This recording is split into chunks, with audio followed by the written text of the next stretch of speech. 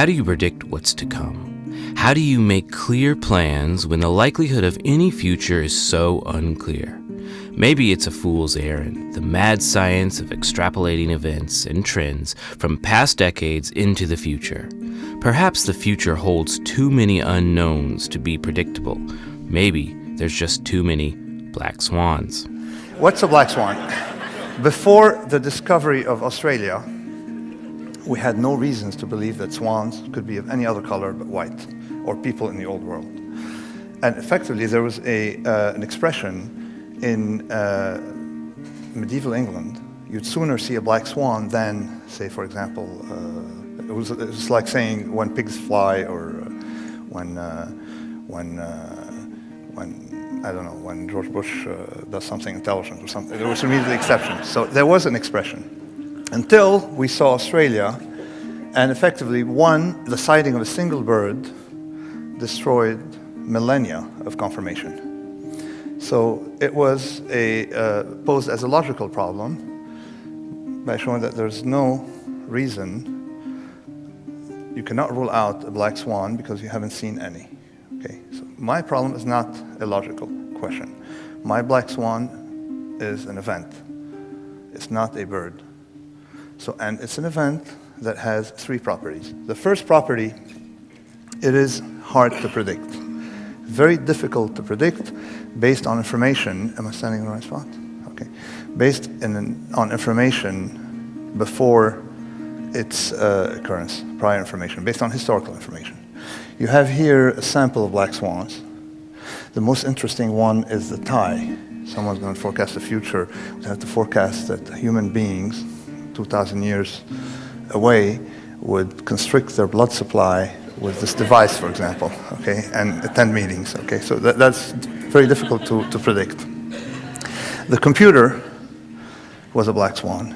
It changed the world, and nobody thought the computer could do anything. You know, it was initially used for combinatorics. I mean, the Watson from IBM did not think that this tool could have any use. The rise of religions, black swans, totally unpredictable. Harry Potter is a black swan. A lot of cultural phenomena are black swans. To me, the most significant black swan, and the one I'm going to focus next, a few minutes, is the First War. The First War we had after Napoleon, we thought for about 100 years that the world became civilized, and that, you know, people became conscious of the need for peace. And you had this devastating war, the biggest war, something that destroyed, and of course it came in 2 volumes. You had volume 1 and then you had a sequel. So here we have black swans, events of low predictability, high consequence. But the most vicious part is the following one, is that before the fact, they're extremely predictable, but after the fact, you know what? We saw them coming. So we have, this is what I call the retrospective distortion, is these events are prospectively unpredictable, retrospectively predictable. Why? We even have disciplines to give us the illusion of understanding the world, you see? We have disciplines that make us misunderstand the world by giving us this illusion of predictability. History, for example, economics, other such things. Demography is one of those sciences. It's the science of population. More specifically, it's the statistical study of human population. It focuses not just on counting the number of people in a given region or the population subset, but also the locations in space these people and groups inhabit. It dives deeply into better understanding the composition or structure of the population.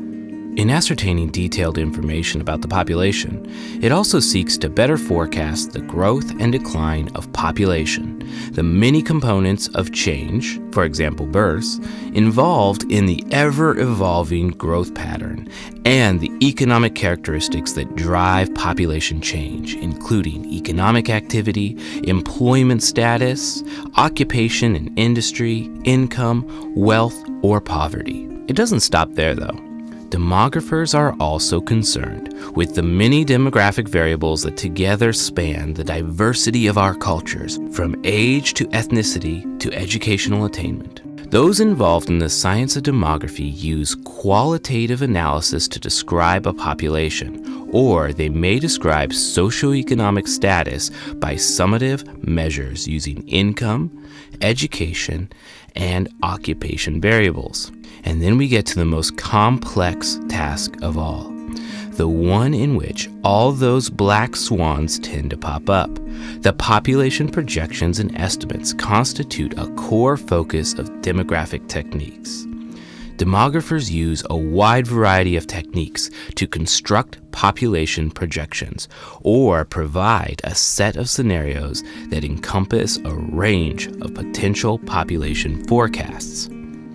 In some cases, demographers are also tasked with estimating domestic migration, creating labor force projections, and making other estimations. Why do urban planners even care about demography?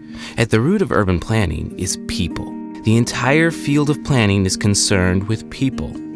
While we talk a lot about the built environment and infrastructure, all of this is planned for people.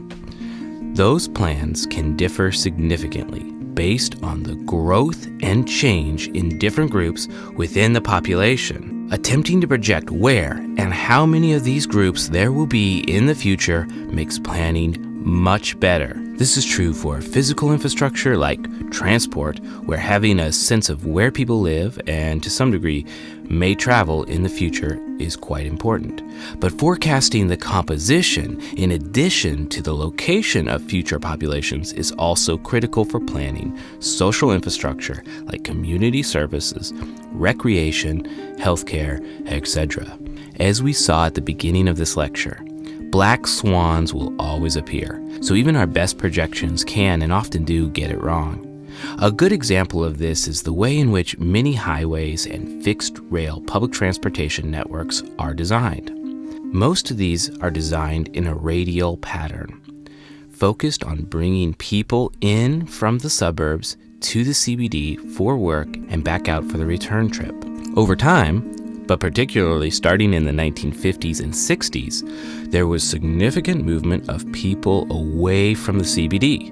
As the jobs and the retail sector followed the people to the suburbs, demand for suburb-to-suburb movement increased.